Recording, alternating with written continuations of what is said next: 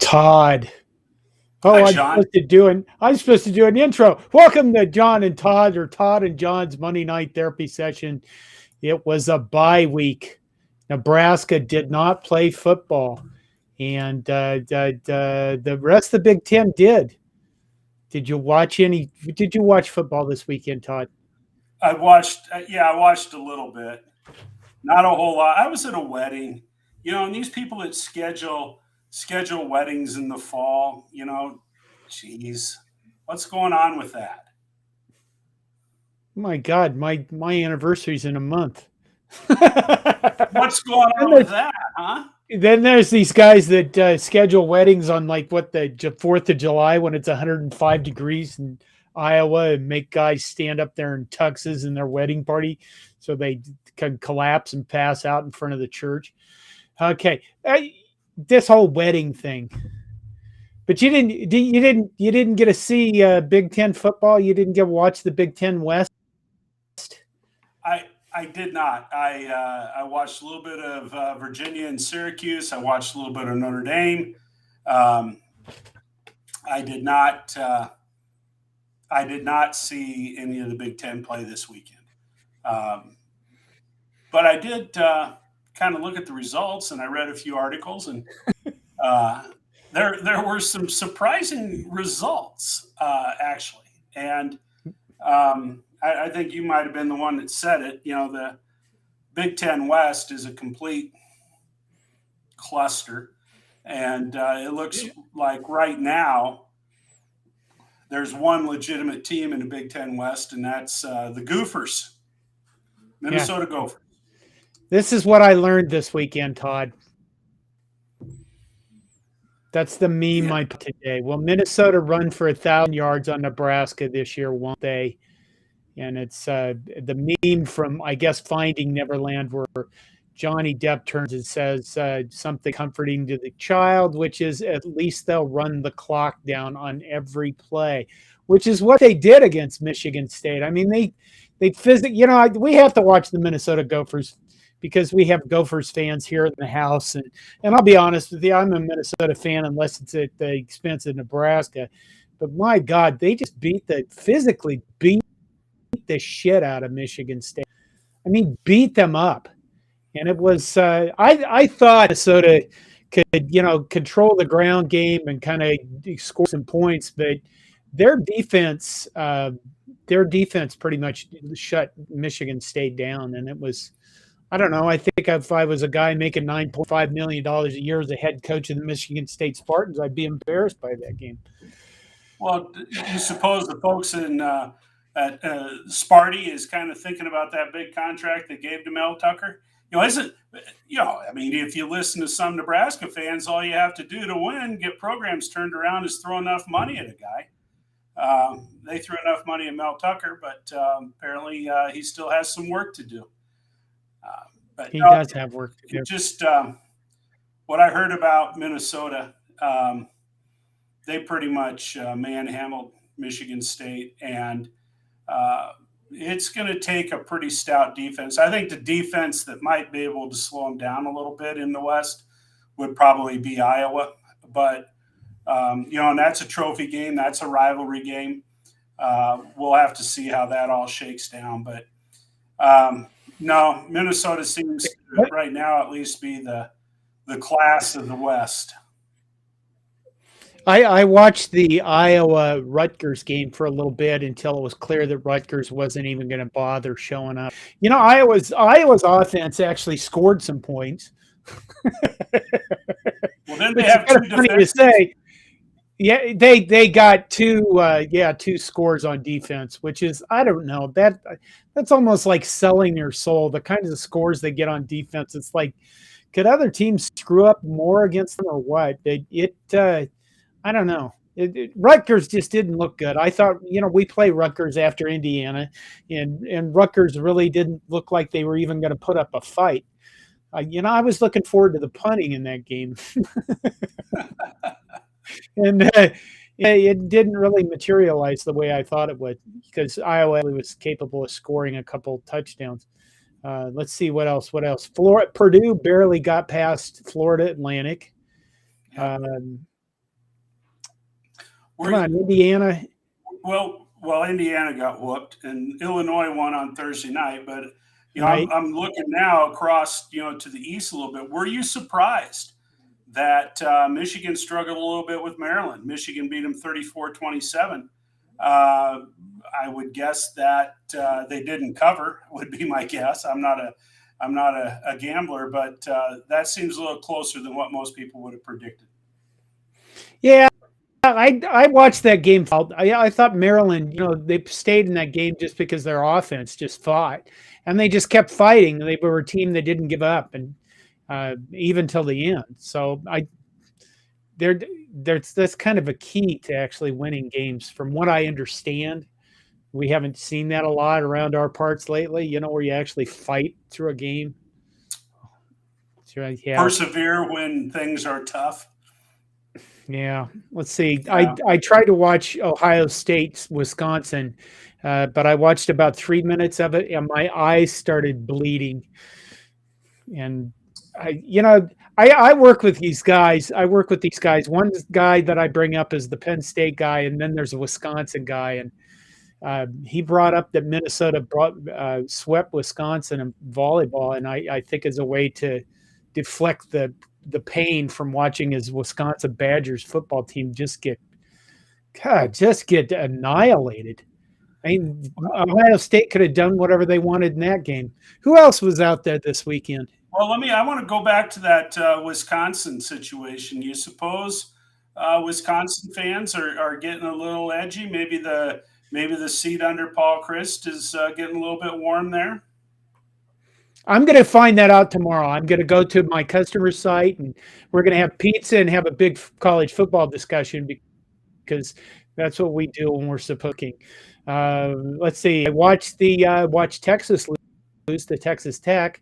And that was fun. And then the Texas Tech Red Raider people ran the field, and one of them pushed a Texas player. And I don't know if you guys seen this. This is all in the news about, the two teams are, Texas is angry at Texas Tech, because this guy did in a video that was on social media. He just came running up behind one of the Texas players as they were leaving the field and shoved him in the back and almost knocked him down. And if you've never been on the field when people rush the field, it is a dangerous situation. I mean, you do have to kind of watch what's going on. And if you're an official or a coach or even a cheerleader, there was another video of a guy running up to a group of Texas cheerleaders and doing this right in their face, which was hilarious. But at the same time, you're kind of like, God, those poor people. I mean, they're surrounded by thousands of people that hate them.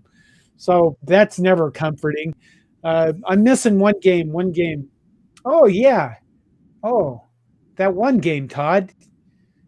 One game where our former quarterback that everybody blamed for 4 years had the game of his life, that knocked off a top 10 team and got a signature win that he never got at Nebraska. I saw that and I heard that, and good for him. And that's one of those cases where I'm like a lot of Nebraska fans. I think when he decided or announced that he was going to leave, wishing the best, and I hold no animosity for that guy. I mean, my God, how many times was he carried off on his shield after he gave everything he had, literally, for Nebraska? And I hoped for success for him. Now, again, Oklahoma fell to the curse of Nebraska. The curse of the Big Red. Any team that plays Nebraska and whoops them tends to lose the following week. So, and that's been consistent this year. And if you look at Northwestern, they got the worst curse because they've lost 3 games since Nebraska beat them. But every time somebody plays Nebraska and whoops them, they end up getting beat. And unfortunately for Oklahoma scheduling, they had to play against the almighty Kansas State Wildcats. Adrian hadn't looked that good up until that point this year. But by the same token, he really didn't have to because he's got a lot of solid players, on his side of the ball down at Kansas State. And then, on Saturday, he had a very good game. And that run that he had, that 55-yard run, how many times do we see Adrian take off and save the day on something like that? And he's an exciting player. So, that's good for him. Now, here's the question I want to pose to you, John. So, they talk Belichick and Brady. And, which one was more important to the success of the New England Patriots? Okay, so I want to flip that. And the question I'm going to pose to you is that Adrian Martinez and Scott Frost, which one of those is most responsible for the miserable 4 years that the two of them worked together at the University of Nebraska? Well, it's Scott Frost because he's the head coach. I mean, you always have to blame the guys up here before you start blaming the guys down here. And I resent that question because just today, what I do is I go on walks and I practice some of the YouTube videos I do. So people see me walking down the woods and on my trails and I'm waving my arms around and ranting. And I thought, today I thought, why do we boil this down to one thing? Because there certainly was a combination of things. Here, we'll take a quick comment from Fred Sacco, who says, one signature win for Martinez doesn't mean he's still not an error-prone turnover machine. He's not a world beater. That is true, Fred. We'll leave that up there a little bit. But that is true, Fred. But the thing is in 4 years in Nebraska, he never got one signature win under Scott Frost, or Scott Frost never got one signature win with him at quarterback. And right there in his first few weeks at Kansas State, he gets a signature top 10 win. I mean, that's something you can hang your hat on. I know they lost to Tulane the week before, but he played extremely well. And at the end of that 55-yard run, you'll notice he slid so that he could give himself up so nobody could hit him and knock the ball out late. And it looked like a guy who was comfortable with these teams, some of them being able to carry the load with him. So it wasn't all just Adrian. Obviously, he had a team around him. And I guess, we're talking about him because I beat him up for 4 years. I mean, 3 years. I certainly beat him up last year. So, I think when a guy has a good game and he does a good job, I think, I don't know, you got to tip your hat to him. Because I think that's the decent thing to do. And it looks like Kansas State is going to be a bowl team. So he'll get to go to a bowl game. And we'll still wait on Nebraska. I want to think of one other game I was thinking about. That was the big one. Let's say who else is in the West? Penn State's actually looking pretty good. And they play Minnesota. Who do they play this weekend? Penn State played, I wrote it down, Central Michigan. And who do they play? They play in the Big Ten this weekend. Yeah, I think it's Minnesota. I think they may play Minnesota. And Minnesota over the years has caused some pain to Penn State when they've been ranked highly. Minnesota ended up ranked 21 this week.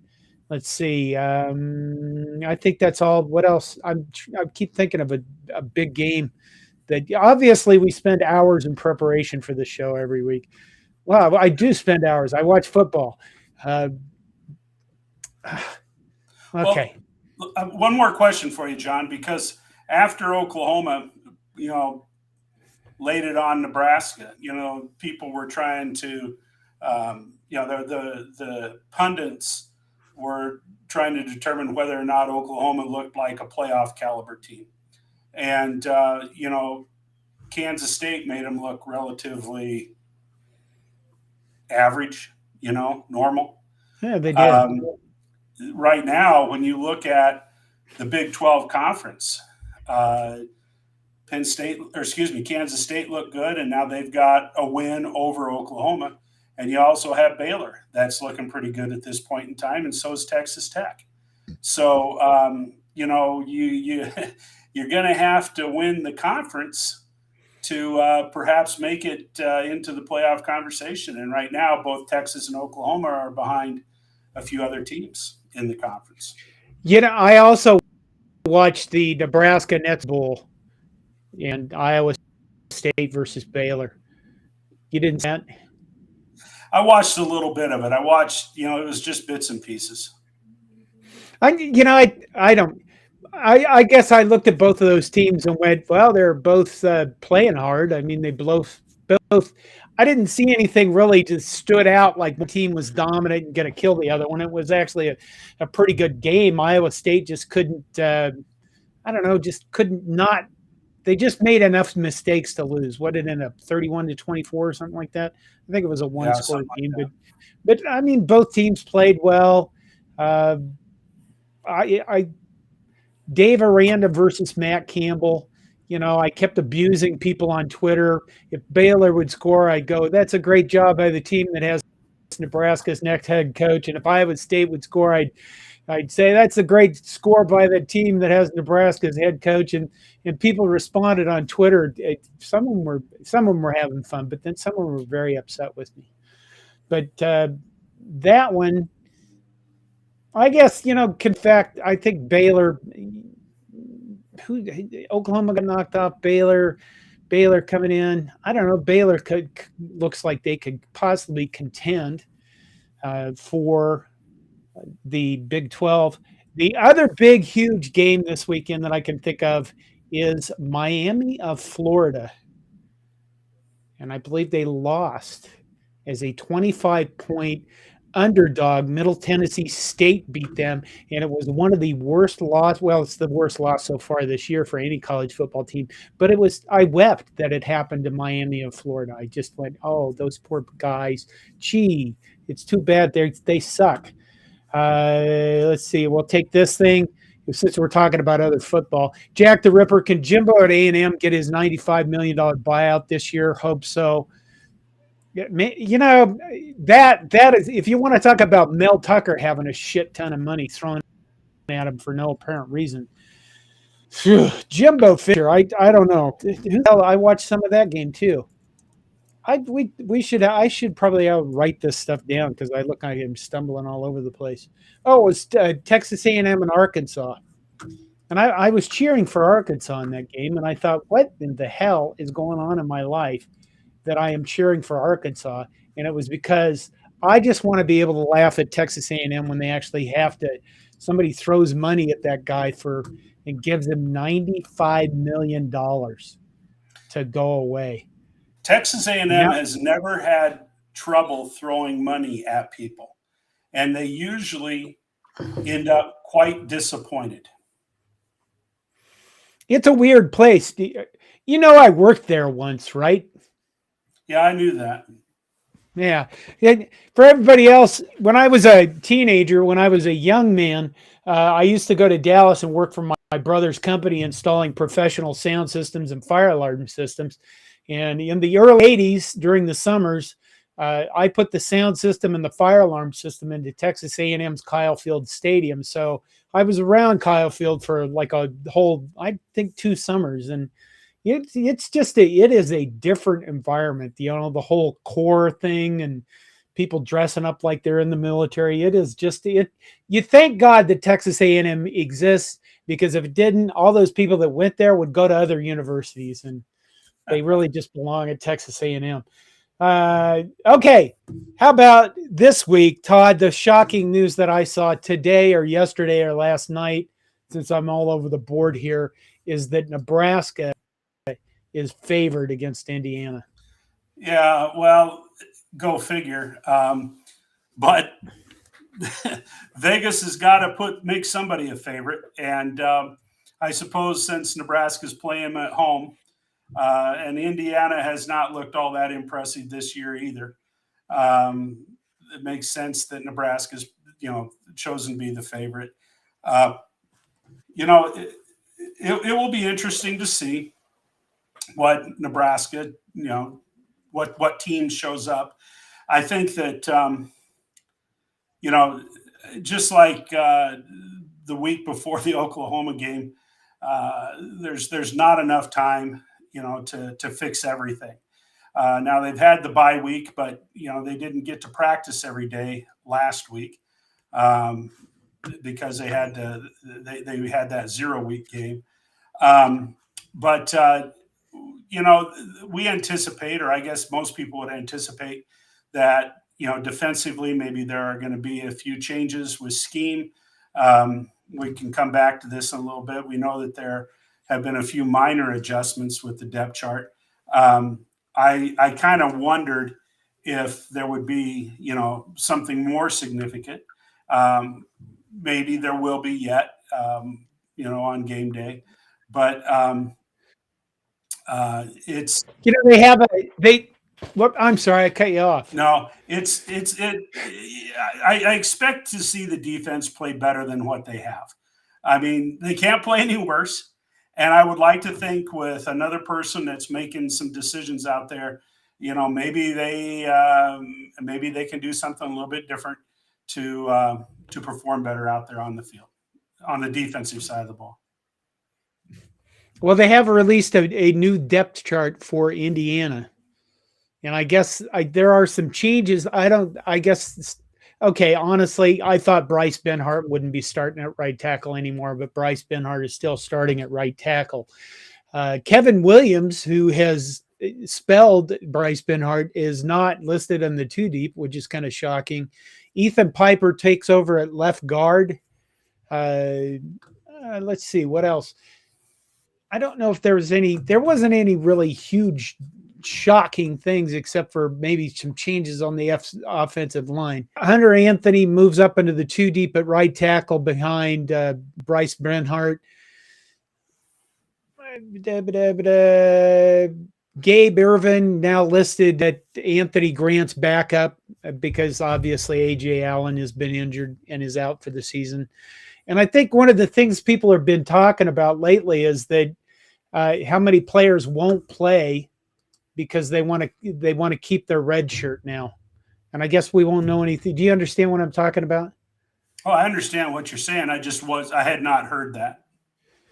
Well, there's some speculation in parts, you know what I mean, in them regional parts or in parts of the nation that some players are going to just not play anymore so they can preserve their, because the changes in the rules have been that you can play in up to 4 games and still get a red shirt. And this would be Nebraska's 5th game, wouldn't it? This would be Nebraska's 5th game. Part of the problem is I worked on stuff too late this afternoon, and I was really stressed out about a server that was a critical server. And if I blew it up, it would have been bad because I would be up all night working on it. And I'm not good at that up all night shit anymore. And what happened was I thought I'm going to be up all night anyway.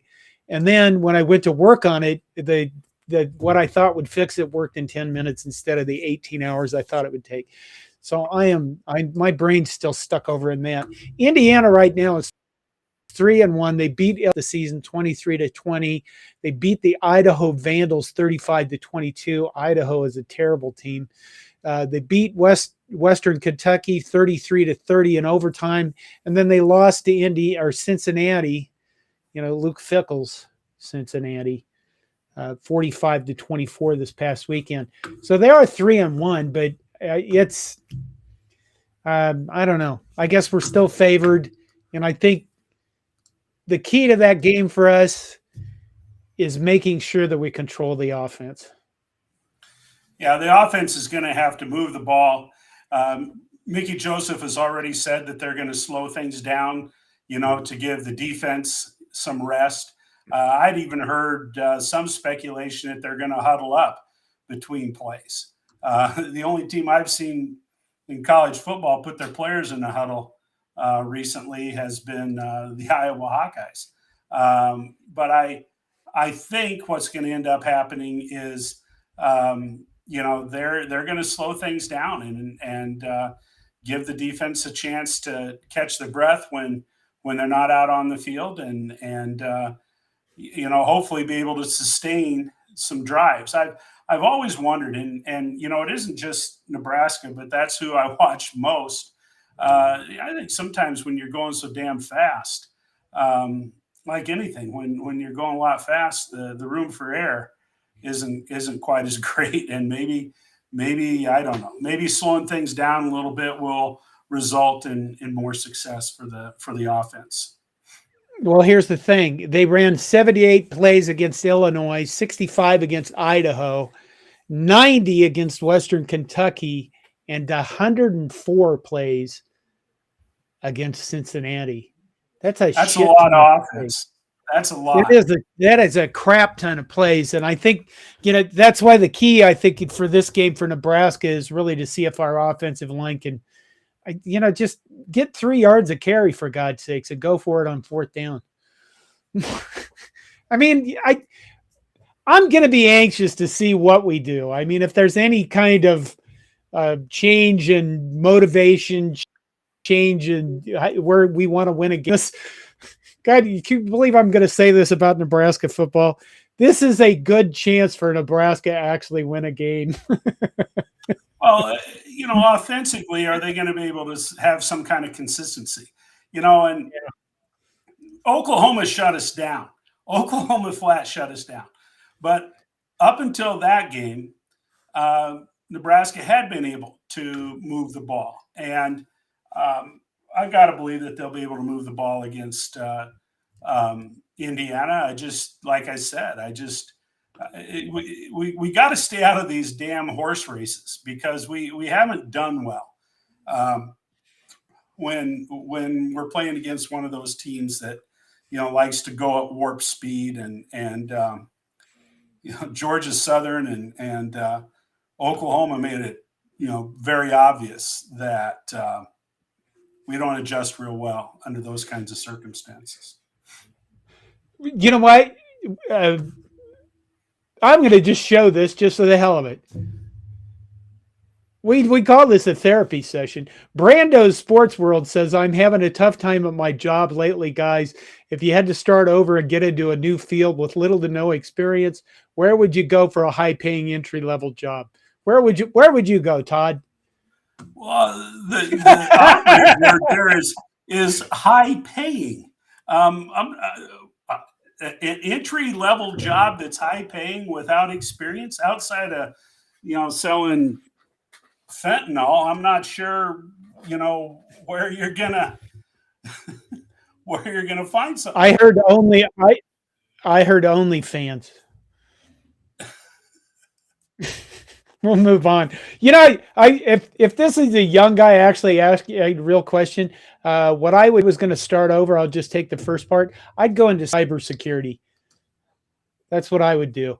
I realize this, not really an entry level probably thing, but you have to be entry level in something. I mean, if you got the background in cybersecurity, that's where I would choose to start a career today, because nobody's ever going to stop attacking anybody. This thing called the internet, we thought was a fad a few years ago. It ain't going away. And you could work with people who can barely talk to other human beings. And if you can talk to human beings and translate for people that can't talk to other human beings, you will make shit tons of money in that job position. Other than that, man, I don't know. I got my kids asking the same question, or the youngest one. Okay, put that question back up. Oh my God, I lost it already. Well, a high-paying job. Okay, little to no experience. Everybody else can help Brando. How about head football coach at Nebraska? That seemed to be the criteria that we had for the last one.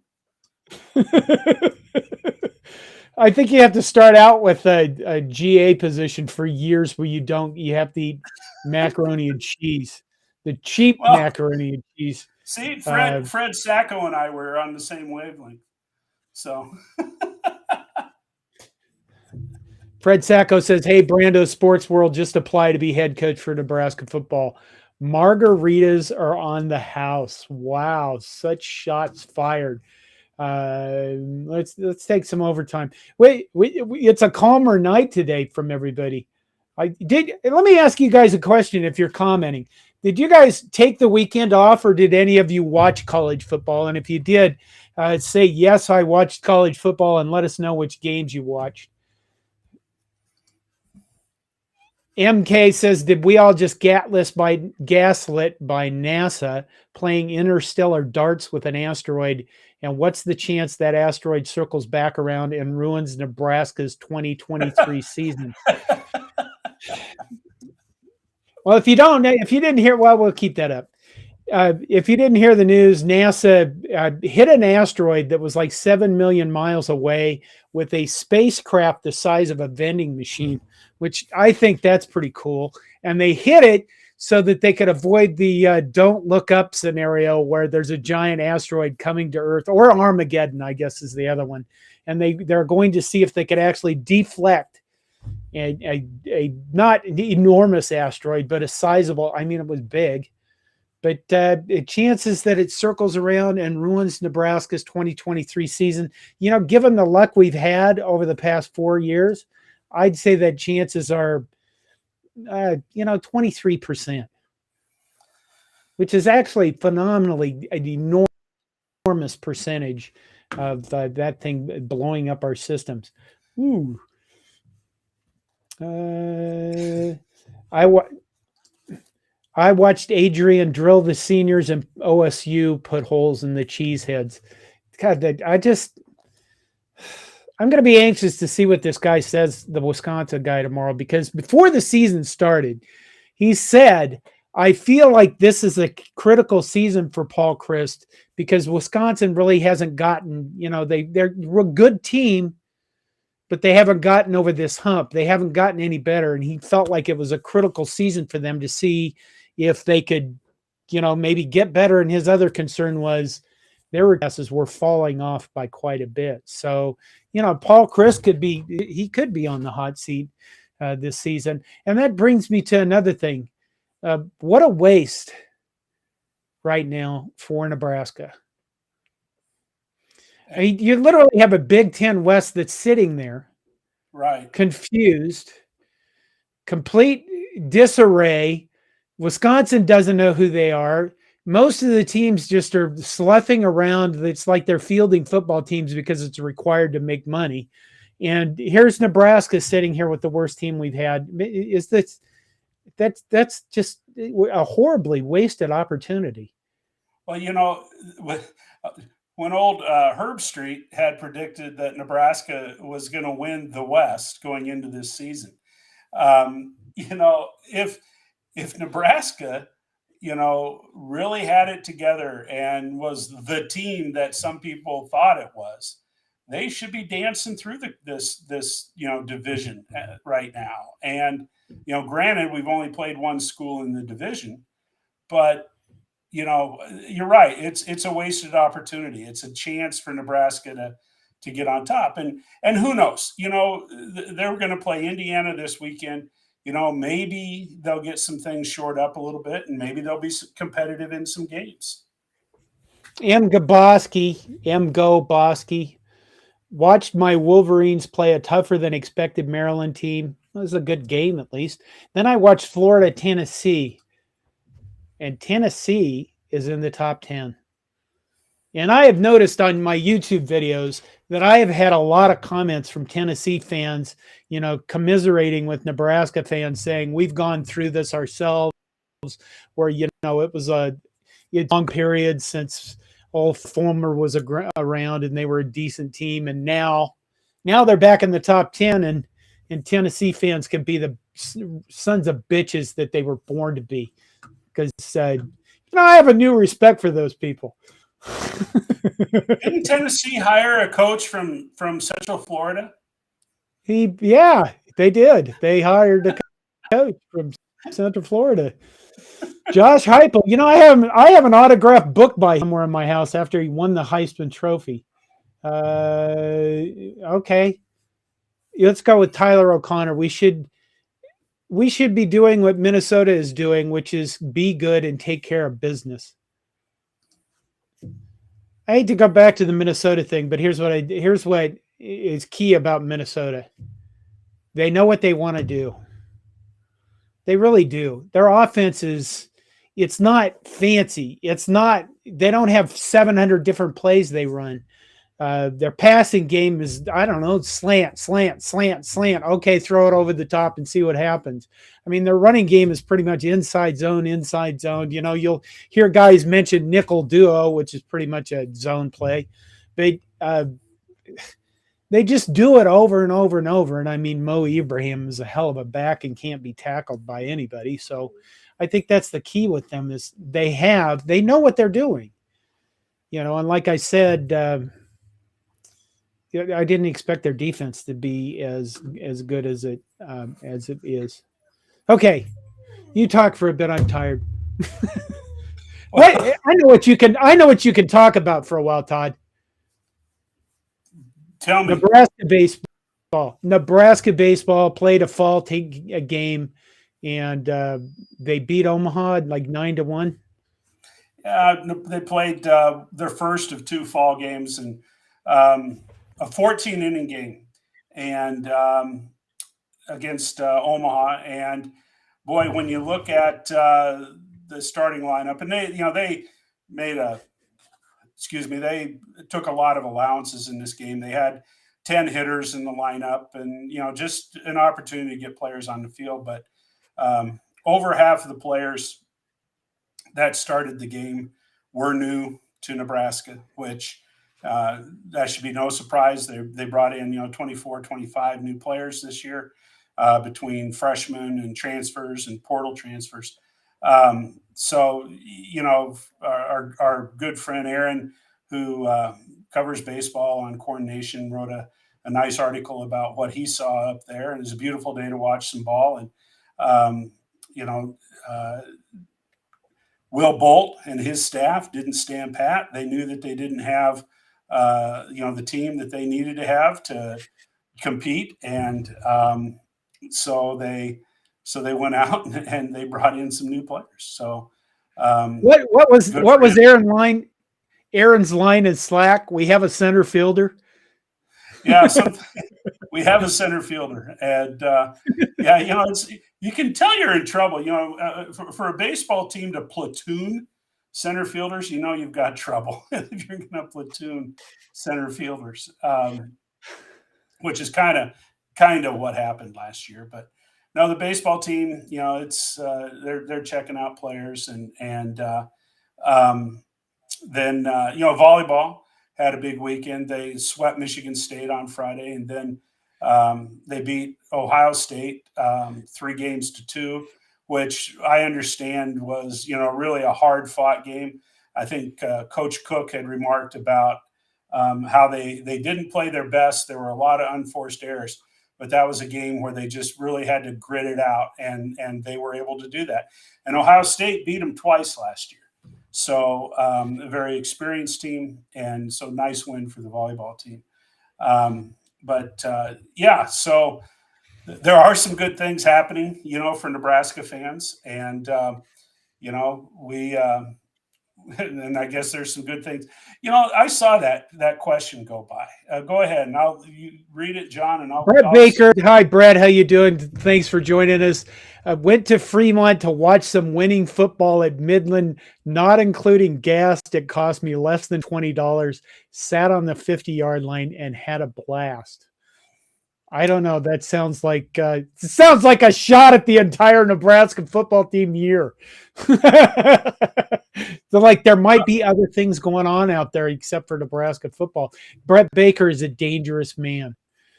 Well, Midland also hired Jordan Larson to be their assistant volleyball coach. It's here's what I would say. If you like football and if you like college football, there's good college football played at all levels. And, if it's a nice day on a Saturday afternoon, go out to Fremont and watch Midland play. And I guess because I had a daughter who played Division III athletics. They still play the game, and they play the game with passion, and they play the game with heart. And you see a lot of the same offenses, being run when you go to some of the smaller colleges as you do, in the big stadiums. You see the same kind of defenses being played. You just see it played by guys that aren't quite as big and quite as fast as the ones that you're going to see, in Ohio Stadium or at the Big House. So, all right, let's see. Greg Flugar. Why is Ben Hart playing tackle instead of guard? Minnesota recruited Ben Hart as an interior lineman. He has short arms and lower body strength without much upper body bend. Surprises me as he is at right tackle.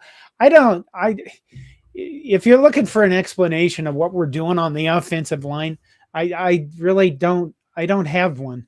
I don't really understand what they're doing with some of these guys. I guess the only explanation I'd say is, why is he playing tackle instead of a guard? Because we don't have tackles. I don't know why we're playing the guys at tackle that we're playing. Why was Hunter Anthony such a bust that he couldn't take over that position? Where did Kevin Williams go? We have a gob of bodies. Apparently none of them have developed enough to actually take over that position, which is kind of, I don't know. Well, I guess it's where we're at right now, isn't it? Okay, I had pinned another one. Here's M. Gaboski again. I hope. Are you familiar with M. Go Blog, Todd? No. M. Go Blog is a Michigan blog that's run by a guy named Brian Cook, and it's giant. It was way back when we all started blogging. The guy started M. Go Blog, and I think he's kind of an icon to Michigan fans now, which is kind of interesting. Okay, M. Gaboski says, I think Mario Cristobal face planting, this is 4-0, should show Nebraska fans that hiring the next coach is about getting the right guy instead of winning the press conference, which is, this is true. There's another guy, Lance Leopold, who people, you're kind of looking at them, and somebody posted a list of Kansas coaches that got their teams to 4 wins. And I don't, it's like Turner Gill never did. Les Miles never did. It took Mark Mangino, God knows how many years. And, it went through the list of coaches, and then it showed Lance Leopold and how quick he's turned Kansas into at least getting game winning. So that's been interesting. All right. What else? The thing about it is there are fits, even though, think like Rich Rod, back in the day, Rich Rodriguez, he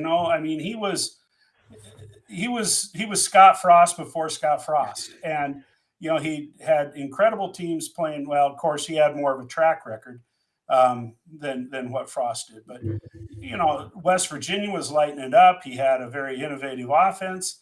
And then he goes to Michigan and falls flat. And then, he kind of landed on his feet down at Arizona, and he fell flat. Sometimes being in the right place is just as important as maybe what you've who you are or whatever. It doesn't surprise me that some of these guys it doesn't work out in some places because they're not the right fit. Okay. Troy Zugalati says, does this mean Frost was an idiot when he hyped Raiola? And I assume he means Raiola as the offensive line coach in Nebraska. There's a lot of our offensive line is not good, and it hasn't gotten better under Raiola. And okay, I'll just be blunt. He doesn't look like a good coach, a good hire at this point. So why did Scott Frost hire him? There's a lot of speculation that he hired him to try to get the younger Raiola that was a Dillon, that was one of the top recruits in the nation that went to Ohio State. And, Frost was an idiot. Well, I think we've all determined that Frost was just not even paying attention to his job. I mean, that's really, I could go further into that, but Well, trying to move on here. We're trying to move on. But John, here's something, and I'm not an offensive line specialist by any means, but the same people that were on the field, for Greg Austin, are the same guys that are on the field with Raiola, and so apparently they're the best players that we have on the team, or the other guys are just that much worse. I don't. What else do we have to prove otherwise? Unless they put some of these guys out there and we can actually see, what they can do. I've heard for a couple of years now that Henry, I won't say his name right, Lukovsky, that he was a nasty interior lineman, but yet has he had numerous snaps out there on the field and time where they got the other team's ones? I don't know, but wow, the mystery to me is it's the same guys that we've seen for the last couple of years that are still out there. Okay, you know what? I was wrong earlier. Minnesota does not play Penn State this weekend. Penn State plays Northwestern. So, and then Minnesota plays Purdue, Illinois, Wisconsin, Michigan, Iowa should be interesting just because, Iowa is a pain in the ass. Ohio State, Rutgers, that should be, all these games look fairly not close. Michigan State, Maryland. I'll tell you what, the Michigan-Iowa game is always a good game when it's in Iowa City. Always. And it does not matter where either of those two teams are ranked or, what they've done up to that point. But, it says here on one of the questions that Michigan is favored by 10.5. But I'll tell you what, like I said, the Hawkeyes always play Michigan tough in Iowa City. And, who knows what's going to happen in that game. And Pat Fitzgerald has Penn State right where he wants them because they have done what they always do. They've gotten beat in the non-conference season by teams that shouldn't even be on the same field with them. And then once they get to the Big Ten Conference, switch comes on. I'm picking it right now. Northwestern beats Penn State. I'm sorry. I laughed at you, didn't I? Yeah, but that's okay because I'm kind of laughing at me too. But that's going to happen. That's my pick for the week. Okay, Fongwei Reldman is because the coaches don't want to play the younger guys, even if they're better, for fear the old guys would leave and they'd be left with half a team. I don't know if that's, I got to wonder because, Frost was the coach. If he was still going back to that philosophy that Tom Osborne had, where he, we had 83,000 offensive linemen, you didn't really play on the field until you were at least a junior anyway. Because they had those games where they just beat the shit out of. They put in the second, stringers and then the third stringers. Everybody got game time most of the year. And I don't know if he was clinging to that. I don't know if he was directing. Well, the personnel hasn't changed that much this weekend. So for fear the old guys would leave and they'd be left with half a team. I don't know. You're still losing games. He still lost his job, even if he walked away with $16 million and took 40 million over to all somewhere in that range for Nebraska. Scott Frost still gets to live the rest of his life with the fact that he had his dream job and became the worst head coach in Nebraska football history. And I keep saying I want to move on, but I will keep repeating that until I'm in the grave. Just because that guy, anyway, I have to hit the portal. Too much PBR, says Jack the Ripper. Somebody's still with the PBR this week, Todd. I'm drinking Rolling Rock. I moved to Rolling Rock. It was in Sioux Falls this weekend. They had 6-pack tall boys of Rolling Rock for $5.49 at Circle K. That's just too good of a price to turn down. All right, what else we got? We went through volleyball. We went through baseball. Depth chart. Oh my God, we've hit everything. We still have 10 minutes, Todd. Well, you know what?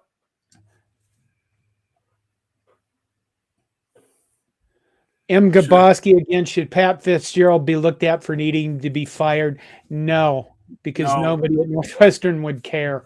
And I think he probably will be. I am guessing that after this season, he'll be looking for a new defensive coordinator. Grab Blaine Cole's question there. Yeah, I see that. What is your take on Nebraska's identity? Should there be their identity be? By Blaine Cole. It sounds like a memoir. Well, you take this. Their identity should be that they're going to play sound fundamental football, and they play very physical on both sides of the ball. And that's the identity that led to success, when Nebraska was good. And you can talk scheme all you want, but you can play hard-nosed physical football regardless of whether or not you're running, the option, or whether you're running the wing T, or whether you're running, some of the spread offenses that they are today. It's a mindset, and it's the process that, it's the philosophy that you're going to use when you draw things up. I'm not a huge NFL fan, and I dare say that I watched more Green Bay Packers this weekend than I did anything else. But I found it really kind of interesting that the commentators kept talking the entire game about the fact that Green Bay plays about 30% of their offense with two running backs in the backfield. And, for most of my life, offensive teams, on the offensive side of the ball, you had two running backs in the backfield. I mean, it's not a new concept. And, Iowa has had a very punishing running game, and so has Wisconsin. And those two teams do not run the same offense. Nebraska could do the same. Their identity should be tough, physical football where they don't make mistakes and everybody knows what's going to happen. On the defensive side of the ball, same thing. Physical, fly into the ball, gap integrity, and not making mistakes. It's, in my opinion, that's the key. I think you've got a lot of people, a lot of Nebraska people that are like, we need to go back to the triple option. And the fact is that even when Tom Osborne run the triple option that freaking much. I mean, he had a whole bunch of plays, counters and traps and things. He probably ran the triple option about 20% of the time when he actually ran it. So, or the fullback. We need a fullback. I'm not a big guy that's like, we should run this scheme and then we'll be successful. I think it's all about having the right coaches in the right place that can develop players and teach them how to play the brand of football they want to. But Todd mentioned physicality, and that's key for our conference. I mean, if you're not going to be physical, you know what? If you're not going to be physical, what's going to happen to you is exactly what Minnesota did to Michigan State this weekend. They just ran over them. Remember the old days, Todd? The old days, yeah. Where the joke, even the Nebraska linemen will tell you that they didn't bother changing their calls from week to week, that they made up the line, right? When a quarterback walks up and shouts out audibles, they didn't change them because they didn't care if the defense knew where they were going. It doesn't matter the scheme of offense, but that is the type of physicality that Nebraska needs to get back to, and we are nowhere close to that. Obviously, we used to have the edge in strength and conditioning, and I think you probably could look at it a lot this year and say there's no real strength conditioning. That's another thing that's going to have to be rebuilt by the next coach. Let's go. I got a question. I got a question for you, John, and maybe our listeners might want to pipe in on this as well. So when the dust all clears, and let's assume that we get to the end of the season, maybe we get a few more wins, maybe we don't. And whoever the new head coach is, Mickey Joseph, if he's made the full coach or the the head coach at the end of this season or whomever else they bring in. Is the program in greater disrepair now than it was when Scott Frost arrived? Has the program fallen further in the 4+ years that Scott Frost was in charge or in the 3 years that Mike Riley was in charge? That's a question that I've started wondering about a lot because, we all saw what happened when Mike Riley was here, but I don't recall nearly the issues and the concerns that I'm starting to see right now expressed about this team that Scott Frost had. All right, should I bring up this one?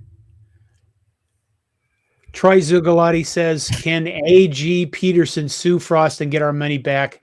Any lawyers around here? I don't think a lawyer to answer that. The problem with that is a bad business.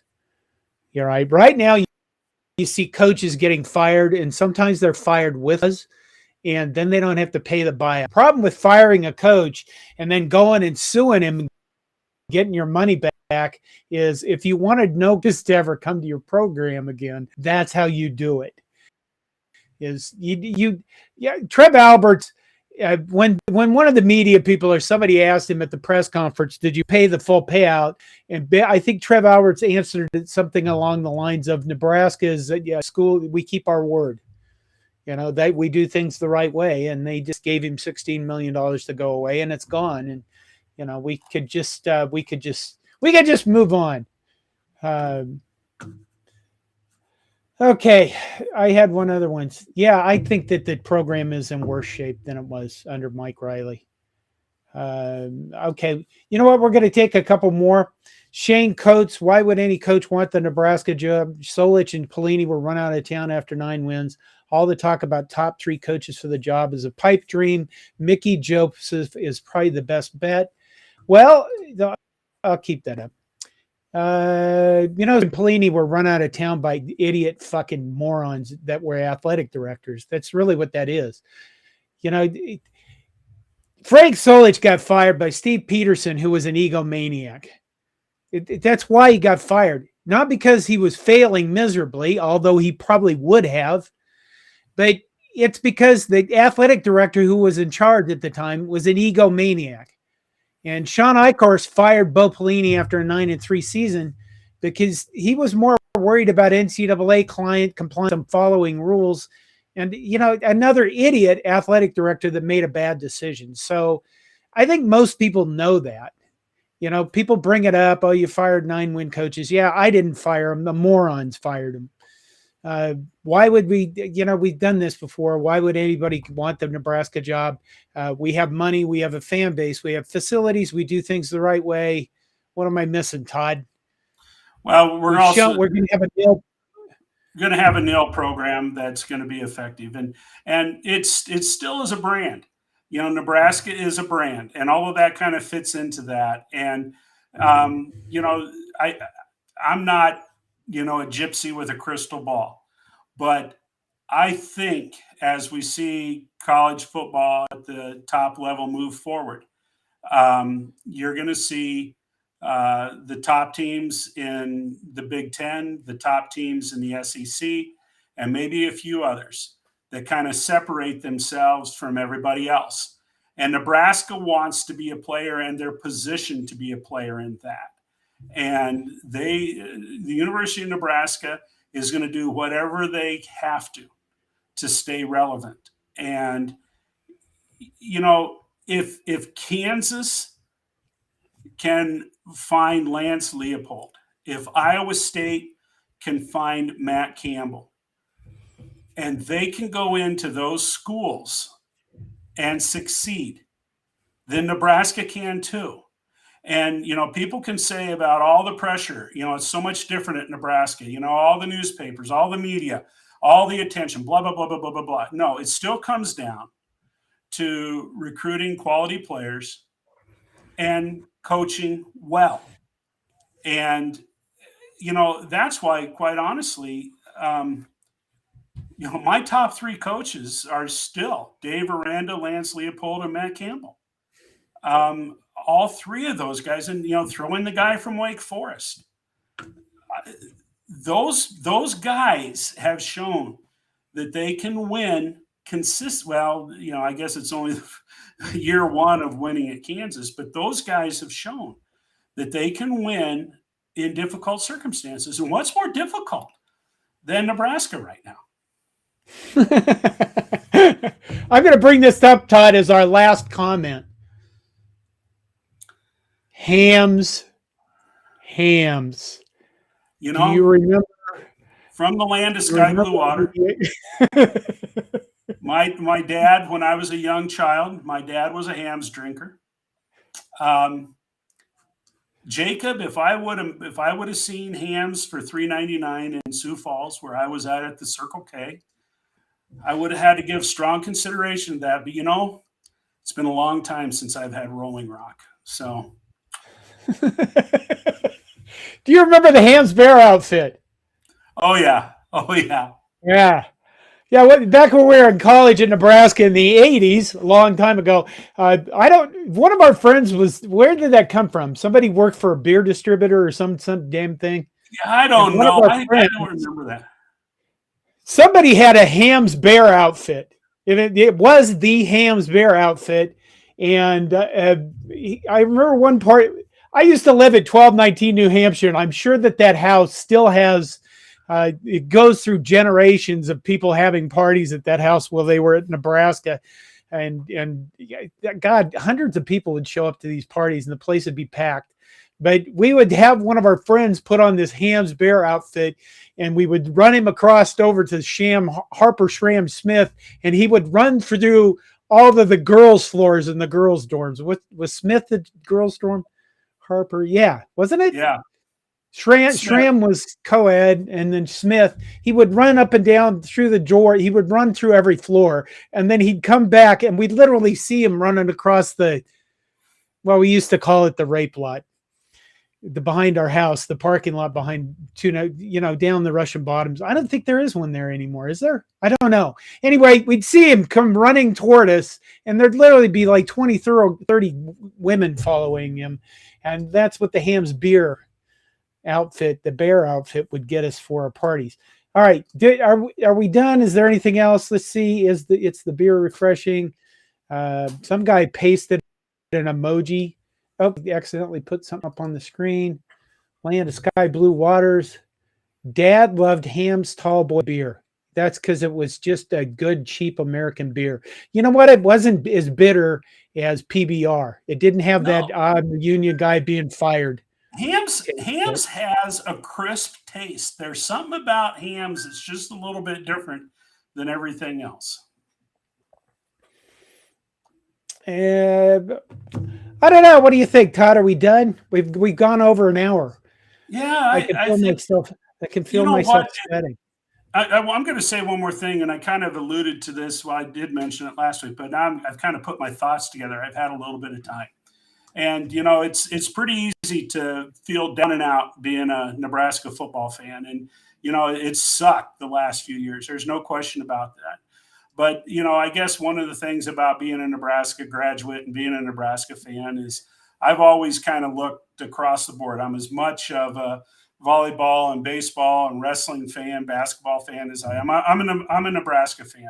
And that, that's what makes Nebraska unique. And everybody talks about how Nebraska fans get behind their teams. But it just occurred to me, and we kind of started something last year.